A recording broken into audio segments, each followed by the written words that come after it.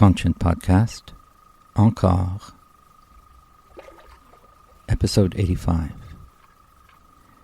In Memoriam, Tracey Friesen.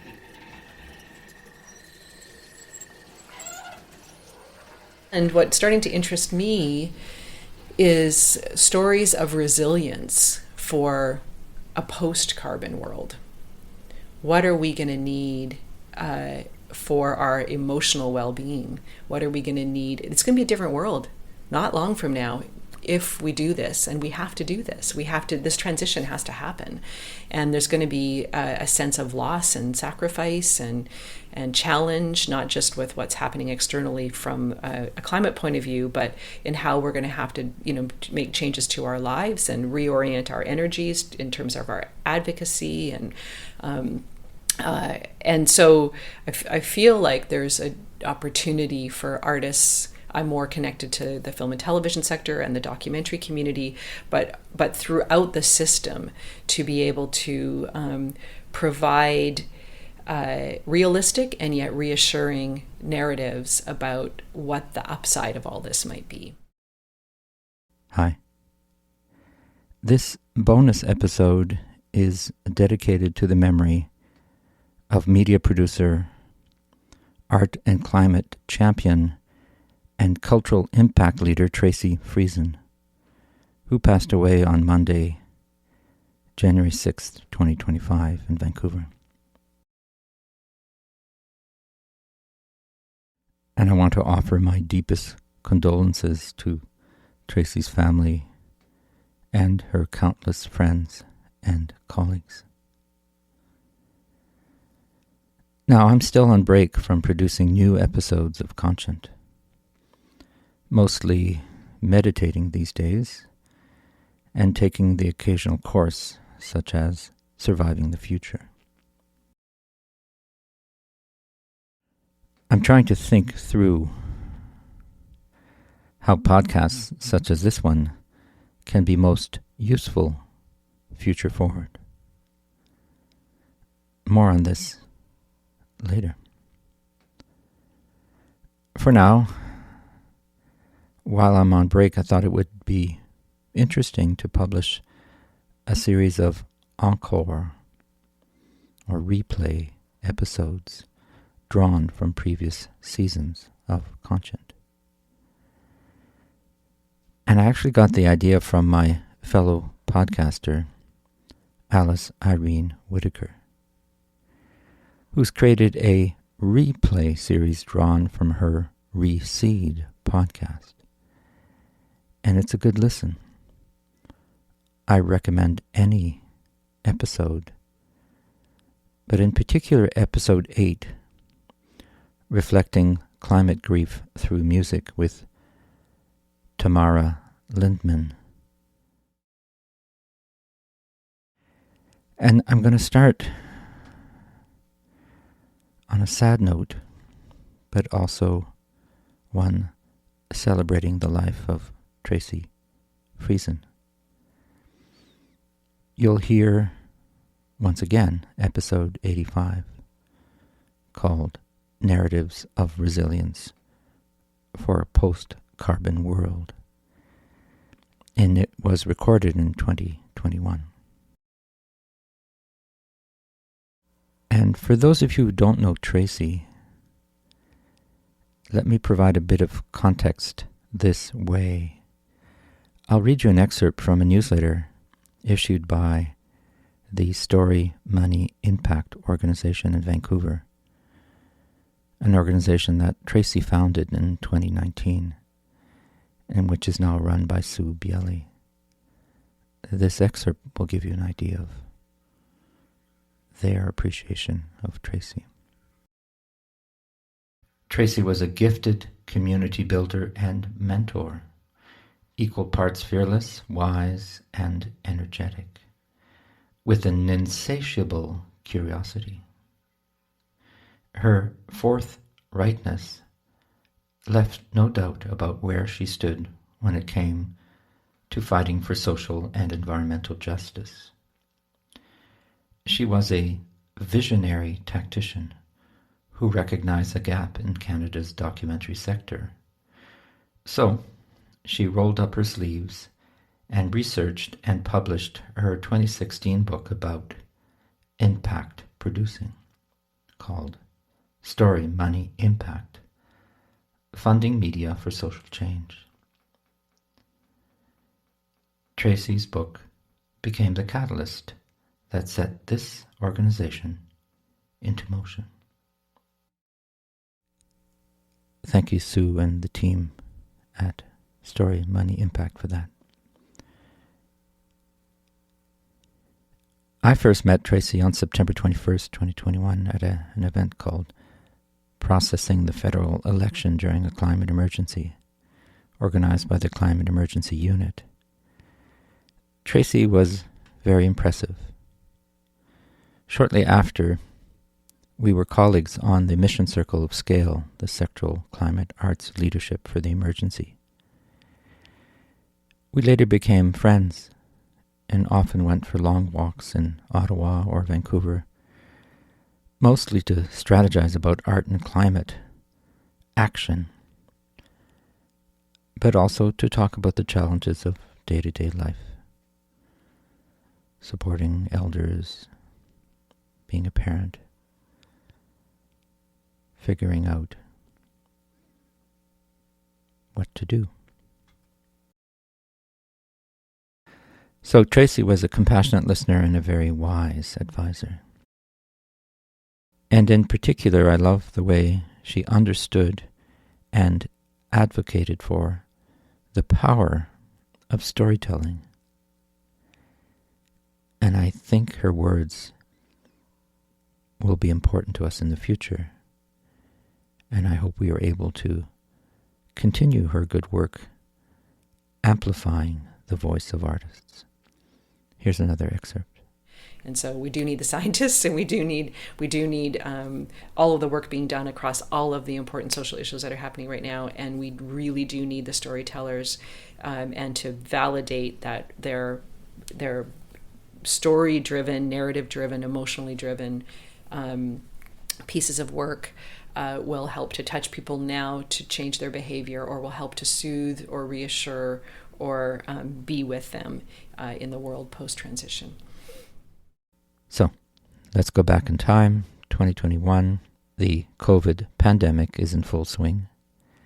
Tracey and I are sitting, meditation style, in her living room in Vancouver. Heads up that during this episode you'll also hear excerpts from Conscient Podcast episode 26 with Seth Klein called Rallying Through Art, and episode 54 with Ian Garrett called Empowering Artists.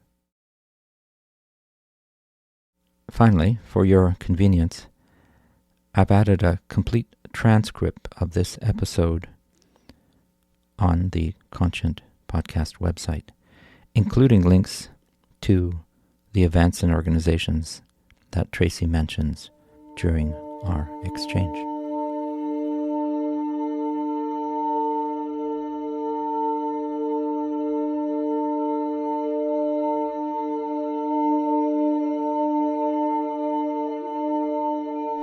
Conscient Podcast, episode 85. I'm still in Vancouver, people.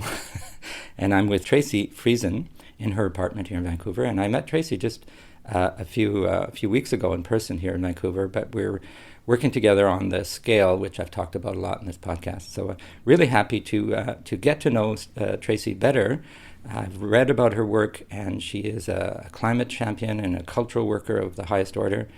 And I'll just ask her to introduce herself, and then we're going to talk about some of her work and some of the issues and passions that we share and some of the concerns we have for our world. So Tracey, welcome, and who are you? Thank you, Claude, and welcome to my little nest here in the west end of Vancouver on Squamish, Musqueam, and Tsleil-Waututh territory.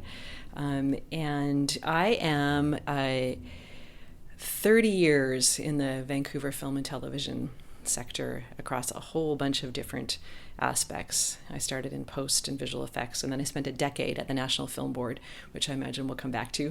Mm-hmm. And in the last 10 years, I got involved in in understanding and focusing on the power of media to affect social change, which led to writing a book called Story, Money, Impact, Funding Media for Social Change, and starting an organization with the same name. I also took some full-time jobs in that period of time. I spent a couple of years with the David Suzuki Foundation and a couple of years with a radio startup called Roundhouse. And right now I'm working full-time with the Canadian Media Producers Association, the BC branch based in Vancouver, which is an industry association that supports independent Canadian production companies. Well, I'm sure there's more to the story, but that's good to know that you've been in the cultural industries world, but also in environmental issues and social issues and social change. So maybe we'll start with that. Tell me the story of Story, Money, Impact, because obviously it's an interest of yours, and you've set up a structure because there was a problem, I assume. So what was the problem? Well, good deduction. Toward the end of my time at the National Film Board, something dynamic I started noticing were documentary filmmakers who, so many of them are so driven by a social issue of some sort. And often in that structure, really literally, you see people mortgaging their houses. You see families being broken apart almost, for the pure need and wish and impulse to get these stories out to community to do the change that's embedded in them or that's intended by the filmmaker. And at the Film Board, luckily at the Film Board, which is amazing, we live in a country that supports that kind of cultural product with public money. But even there, some films got a decent amount of support for their distribution and marketing and outreach stage, and some didn't. So the filmmaker would spend 1, 2, 3, sometimes 4 years getting this film to screen, and maybe it might go on an educational broadcaster, do 2 festivals, end up at that time on a DVD, and then start gathering dust. And so the gap in my mind was all of this potential embedded in these films for activating people that was not being harnessed. And in Canada, there was no mechanism, none, zero, outside of this public, the CBC or the NFB and some of the public funding that supported some of the film's launches, to get financial support for that phase of a film's project. So most independent producers and filmmakers would need to go on to producing their next film to be sustainable, to have any kind of livelihood, and these films would not do as much as they could do. So seeing that, I was motivated to try to figure out what was happening in other parts of the world, what was this dynamic kind of universal, and what could we learn if we looked outside. And the life-changing experience for me was being invited to an event called Good Pitch in San Francisco. I was still at the Film Board, but on my way out. I'd already given notice, and I was going to figure this out. And Good Pitch is an event that was started by an organization in the UK now called the Doc Society, then called BritDoc. And it brings it together a collection of films, 5, let's say, into a day-long public space with a highly curated audience of, say, 200 people, where somebody literally works like full-time for 3 or 4 months to get the right 200 people in that room. And then if you can imagine a much more generous version of something like the Dragon's Den. Mm-hmm. So these film teams go up, they talk about their project, and then a moderator pulls, it's like an auction, pulls gifts and pledges from the audience and from a table at the center to help this film achieve its greatest potential. And it's just like through the course of I've been to 2 of them in New York. After that, I did that first one in San Francisco, and this is what it looks like when a group of interested parties come together to help make sure a documentary film is seen by as many people as need to see it.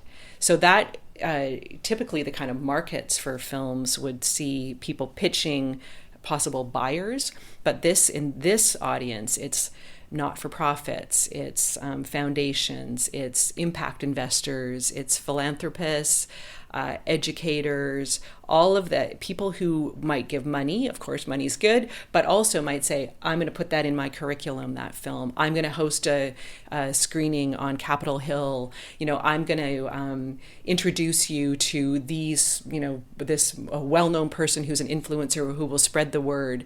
And over a course of about an hour for each film, people are standing up at microphones all over the space making pledges. Beautiful thing. And so I was like, this is the thing. And it got me then to recognize that there were foundations in the US and the UK and Australia that supported the outreach phases of films, and meeting that global network really of impact producers, and those who recognized with an aligned mission, a filmmaker is as needed in the ecosystem as are those who use their films. It changed the dynamic. Instead of this kind of desperate artist looking for money, it's like, no, we've been waiting for nothing more than that project that you made so that we can activate our community to fight for this cause. I assume that one part of that is understanding the story properly, right? Because if you're going to invest in the impact of something, you have to know what the person is trying to say. Mm-hmm. So, because some films take some time to understand what the issue is. So, I'm impressed by that, because it's a gap in the arts in general. Mm-hmm. That great work is being produced that's not being seen or perceived or having the impact that it could or should mm-hmm. have. And so how does that connect then to the climate emergency? I guess some of the work is about environmental issues, mm-hmm. but also related social issues, I assume, like inequities and the full range of things that need to be addressed to have a just world and a just transition. Yeah. I mean, the certainly Story Money impact was more broad, as was the National Film Board, across any number of social issues. My own heart has always been with the climate, with the environmental issues with climate. Being Caribou was one of the first films that I did at the NFB that was thematically related to the environment. And I saw how that film, which was given to every American senator, along with a coffee table book, there were screenings that were we saw that film change the political legislation in the U.S., really. I mean, of course, there were other factors, but there was a huge amount of the impact was this tool being used by the Alaska Wilderness League to try to prevent drilling in the Arctic National Wildlife Refuge, and it worked, right? So I might talk a little bit about that one because it's a good example. One of the reasons that it worked is it actually kind of came off as an adventure film. Mm. It was bookended by this incredible, important issue, and then at the end they went to Washington, D.C. with their story. But the story was a couple following the caribou migration on foot for 7 months, just to see what it was like to be them and how hard it was for them to get to their calving grounds and to represent the fragility of the herd. And so it was adventurous, it was funny, it was shot by the couple all by themselves, it was intimate in their tent, it was broad vistas, it was amazing. And so people were watching it because of this was their honeymoon, right? Because of this story. And then they were so impacted by what they saw. It was visceral. Right? And so I think that the learning through some of the projects that I've had a chance to either work on or just to study and do a deep dive is how do we touch people's hearts? I mean, it sort of speaking the obvious, it feels like now, but there's still this impulse to put data and stats and figures, and we're going to make people realize that this is really important and we have to pay attention. But I find even myself as an interested party that kind of washes over me, and then I lose touch with it. So to activate people's their hearts, their feelings, they're attracted to a story. How is this going to end? Give them a reason to be rooted at their seat, to watch what's going to happen, is really important, and to show solutions. I'm a huge believer in solutions journalism and in showing the vision of how a world could be different. So in this quite old now film. It's like 15 years old. You got to see the vista where the caribou were living and how beautiful and untouched it is. And that ability to imagine a different future or imagine our world in a certain way, I think helps to give us enough, hope and optimism to go on. It's one of it's a bit of a, but it's one of the reasons why I was really drawn to Seth Klein's book, A Good War, because it had the story of World War II, which is a story I've avoided, frankly, a lot in my adult life. I have an aversion to the war and to military history, and I just didn't pay a lot of attention to it. That story is woven through the book, but most importantly, that roadmap of solutions is there too. So there's something to kind of not just feel despair, but like, yes, okay, this is something maybe that's doable, and here's a model that worked in the past, and this is how it might look like moving forward. Here would be my challenge to artists today, and maybe to you too, Claude. So we're beginning to see artists across many artistic domains producing climate and climate emergency art, which is important and good to see. What's striking to me is most of it, in the main, is dystopian about how horrific the world will be if we fail to rise to this moment. And to a certain extent, that makes sense, right? Because it is scary and horrific. But here's what intrigued me about the artists, what artists were producing in the war, is that in the main, it was not dystopian, even though the war was horrific. It was rallying us. The tone was rallying us. It's similar, I found myself listening to this music as I was doing the research, and I was thinking, wow, okay, World War II had a popular soundtrack, and the anti-Vietnam War had a popular soundtrack. And when I was a kid in the peace and disarmament movement, there was a popular soundtrack. This doesn't have a popular soundtrack yet. As you know, we're working with the Climate Emergency Unit. A number of their staff are working with us in the scale, this organization that you and I are working on. And one of the gaps we're finding, or one of the opportunities, I don't like the word opportunity because it sounds commercial, right? One of the responsibilities of the arts and cultural sector, maybe responsibilities is not the right word. I'm searching for a word that says, how can the arts and cultural sector step up and play a larger role in the climate emergency? And the work that you've done, I think, is a really good model because it's an amplification model, it's an impact-based model, and that's what we need to do. The artists are there. Some of them are not sure what to do, in terms of greening practices, lobbying. Where do I start? What do I do? How do I use my skills as a creative, resilient person to address such a complex issue? So just in general terms, what are your thoughts on what Canada, the Canadian arts and cultural sector, can do more and better to address the climate emergency? I see two levels, and they're both really important with that question. One is literally, what can we do? And that's about sustainable production practices. Right, so the CMPA, the company, the association I work for now, along with a lot of stakeholders, Real Green, Creative BC here in BC, Ontario. There's people are coming together right now in a very big way, and looking at the footprint of the sector. It's been Real Green's been alive for more than 10 years, so it's been around, but the urgency is being felt right now, and I'm sensing it within our own organization and elsewhere. Even the broadcasters in the UK coming together at COP and making commitments there. In the CBC here in Canada just yesterday or 2 days ago announced that all future original productions will have to use carbon calculator and track their sustainability plan. So there's that part that is happening, and we, like all sectors, have to move on that much more quickly.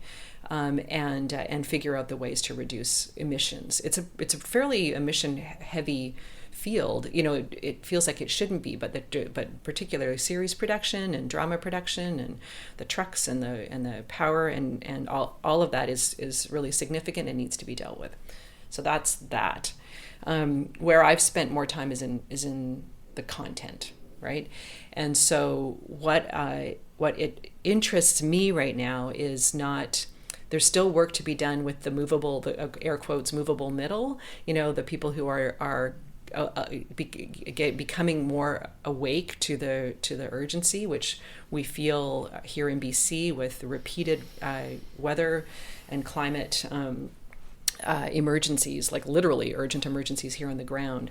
So there is still opportunity or responsibility for storytellers to be able to, whether journalism or long form storytellers, to be able to harness that, to amplify it and to show more people. And what's starting to interest me is stories of resilience for a post-carbon world. What are we going to need for our emotional well-being? What are we going to need? It's going to be a different world not long from now if we do this, and we have to do this. This transition has to happen.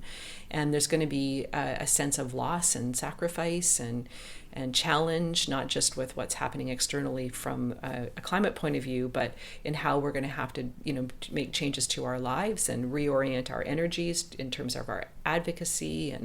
And so I feel like there's an opportunity for artists. I'm more connected to the film and television sector and the documentary community, but throughout the system, to be able to provide realistic and yet reassuring narratives about what the upside of all this might be. And I hope that we'll be able to then move toward a vision of the future that is going to be different, but is still going to have beautiful elements to it. Well, when we had a chat a few weeks ago, that really resonated with me, that idea of the post-carbon world, or the sort of it's a type of speculative fiction, though not necessarily fiction, because we're going to live it. Mm-hmm. But I think artists play a really important role there, and not just sounding the alarm, because the alarm has been sounded pretty loudly, and those who haven't heard it, it's there. Mm-hmm. The inertia, I think, can be addressed by organization, by providing tools and getting the funders to change their expectations and government policy and all of that.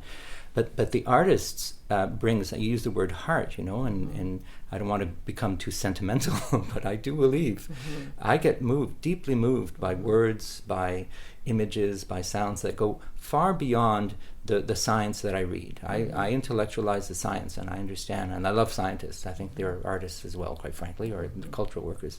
But there's something about what a story, you talk, your project's called Story, Money, Impact, what a story can do to change the world. I truly believe, whether it's an indigenous traditional story or it's a settler telling a story, those stories need to be heard, they need to be told, and then people need to talk about them and have that dialogue without the fear of panic, because the panic comes when you realize how bad things are, right?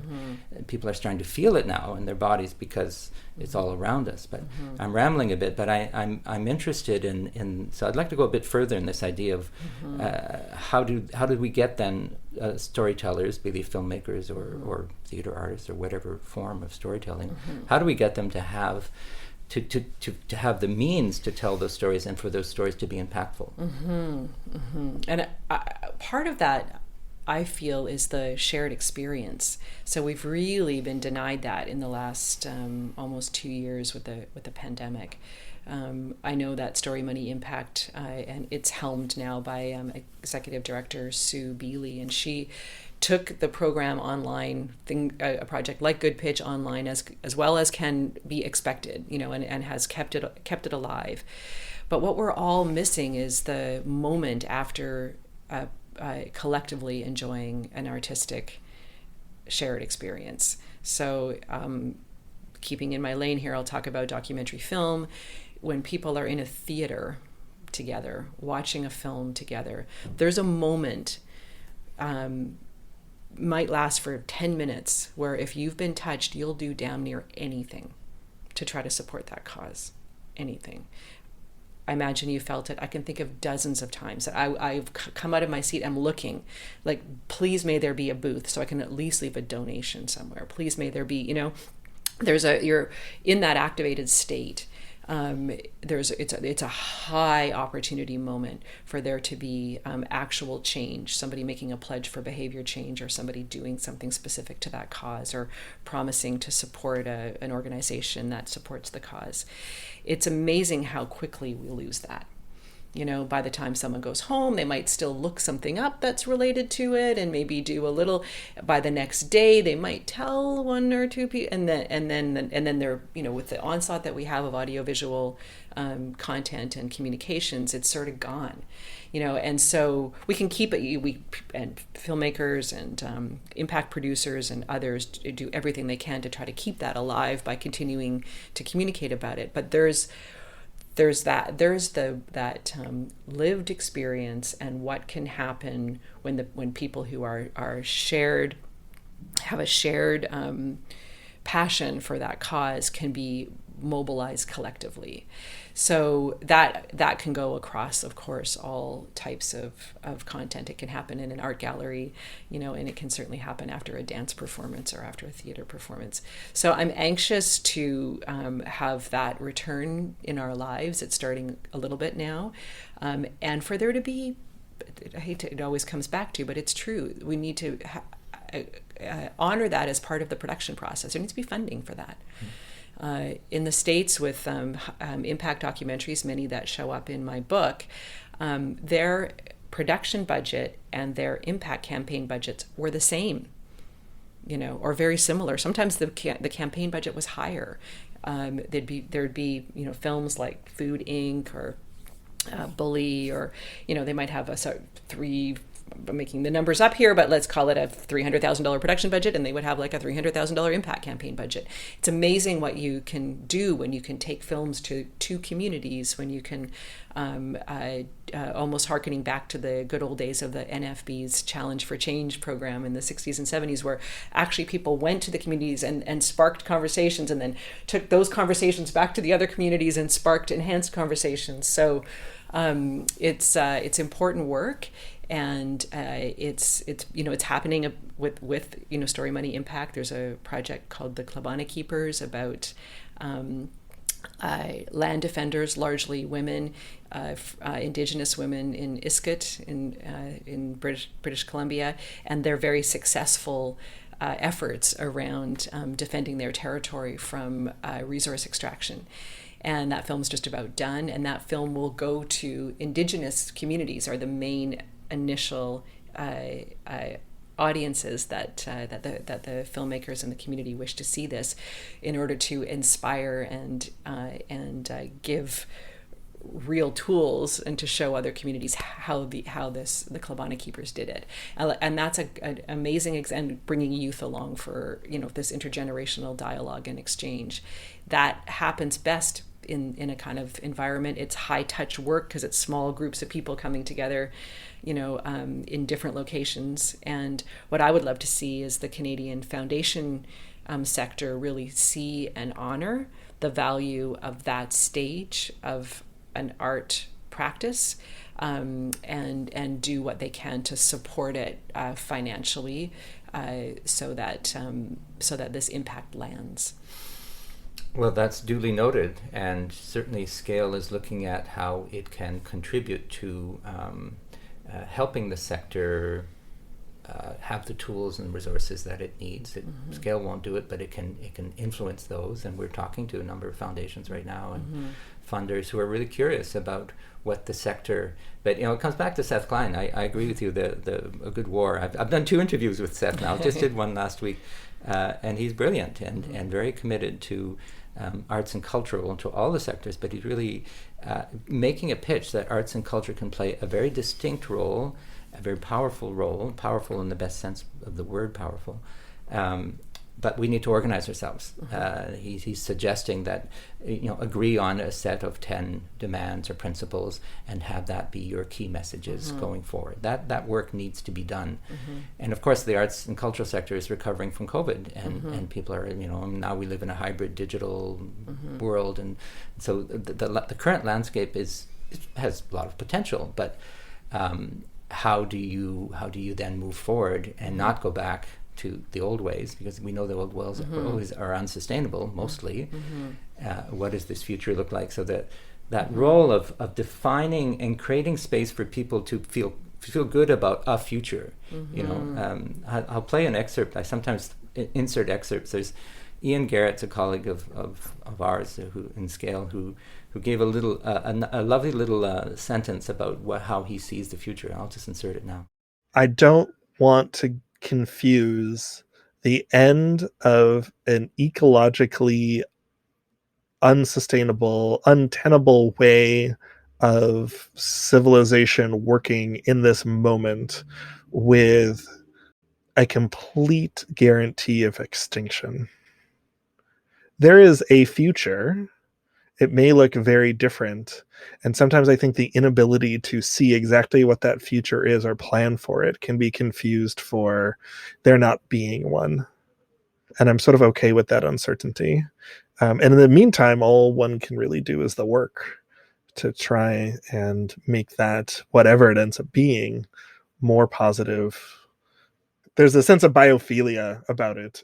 Ian is somebody who I admire a lot because he walks his talk. He's a teacher, he's an activist, but I think also artists provide that sense of possibility. Yes, there will be a future, and you've certainly done important work in setting foundations for that impact piece to become more important. As you say, it tends to be, there was a time in the arts, for instance, we thought if you produce the work, the people will come. Excellence drives everything. And you can have a whole lot of excellence, and if there isn't a sense of integration into the web of society or the texture of society, it might not go very far, no matter how good it is, or it'll stay at a very thin level. So it's a crowded marketplace, right? Yeah, and demands for our time. And social media also, for better or for worse, is there, taking people's attention. So we're coming near the end, Tracey. Is there anything that we have not covered? Yeah, I just want to riff off what you just said there. I think also there are so many important issues. We're in an incredible period of time around identity and around everything to do with privilege and reconciliation and racial reckoning, and there's so much that is so important to be given space and time at the same time, right? And so that is an issue. Disability. The reason that I know Seth is because I produced his mom's film.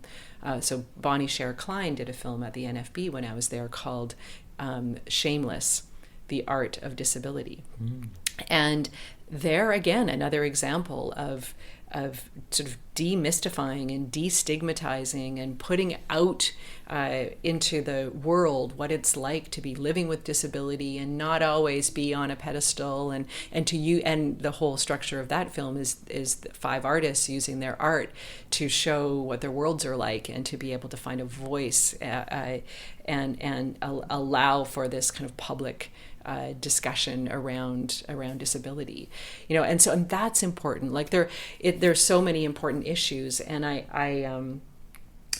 I'm mindful that with the climate emergency, excuse me, it's so existential that it's captured my attention perhaps most strongly, because I really hope that in the kind of complicated, dynamic, kind of wonderful, wild world that we're in right now, that it's one thing that will impact all of us, not the same way. Certainly there are those of us living in different parts of the world that will be affected in different ways. But the global community has to come together in all the ways that they can. So we do need the scientists, and we do need all of the work being done across all of the important social issues that are happening right now, and we really do need the storytellers, and to validate that they're story-driven, narrative-driven, emotionally driven pieces of work will help to touch people now to change their behavior, or will help to soothe or reassure or be with them in the world post-transition. I think we'll leave it at that. Thank you, Tracey. Thank you, Claude.